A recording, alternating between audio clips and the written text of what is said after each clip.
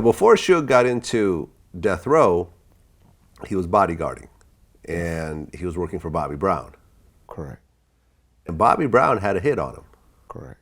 Was it one hit or multiple hits? Some dudes from LA, Bobby was on that, snorting that stuff, and he owed us some drug money to somebody, some street money to somebody.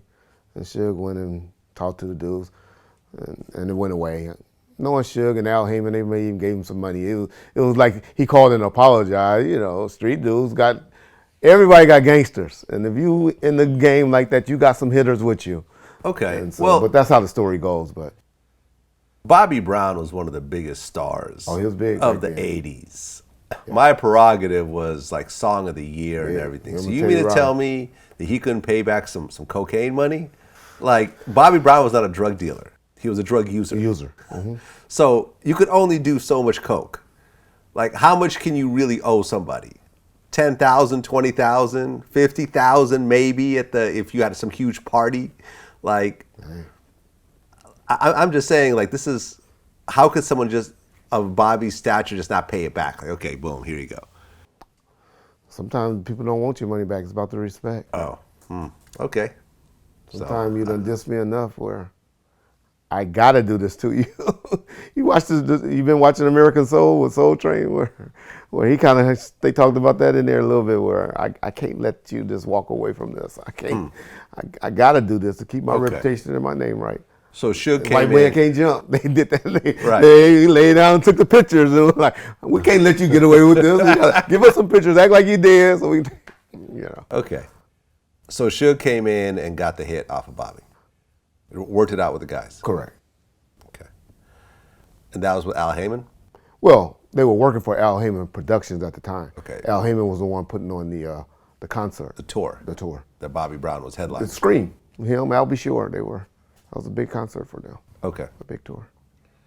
So Suge was basically handling problems for people back then. They're the problem solver. He's the problem solver. Problem solver. He's our modern day Ray Donovan. Ray Donovan. Right. Our modern day Ray Donovan. Well, Mob James said that he was with Suge when the whole Vanilla Ice thing happened. Vanilla Ice said that, Suge came over and basically... Suge didn't own shit to that.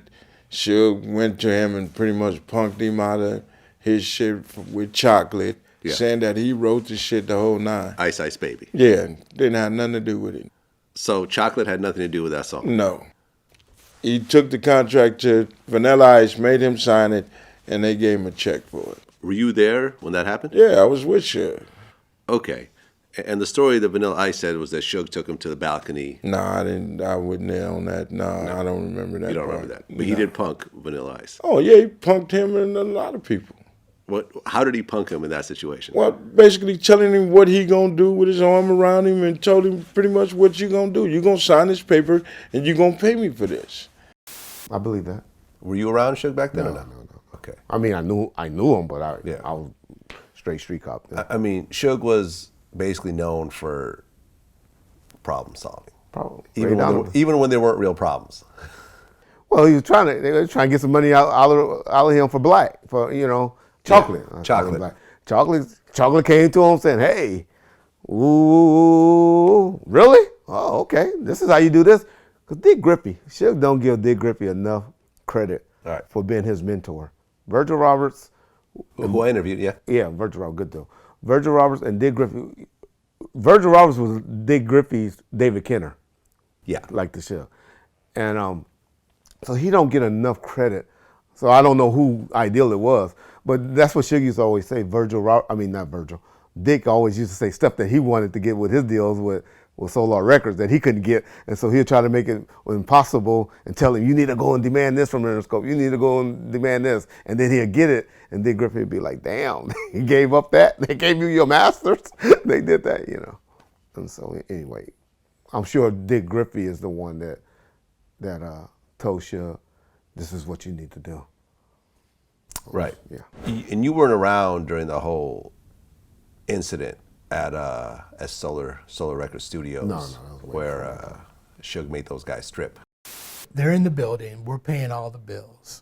We get a phone bill from the studio floor that was something like I want to say $8,000 for a month. Okay. So Griffey calls Suge in, and he says, look at this bill. This is ridiculous. If you can't get those knuckleheads down there to stop using the phone, I'm going to throw you out. So that night, Suge comes into the building, goes up to the third floor, and one of the Stanley brothers was on the phone. And I wasn't there, so this is what was reported to me, that he asked the guy to get off the phone.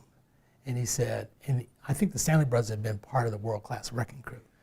And they were actually there to try and get Dre, who by then is becoming known as a hit producer, to do something for them.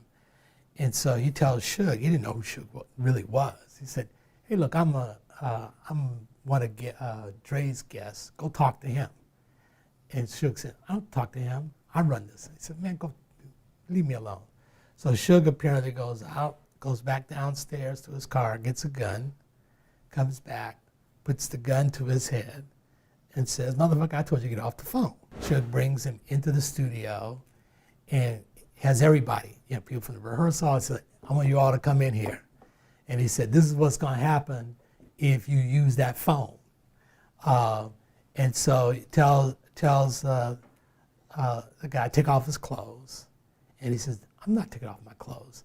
So then he shoots the gun he has by the guy's ear. I mean, I've heard the story 100 times, but yeah. I wasn't there.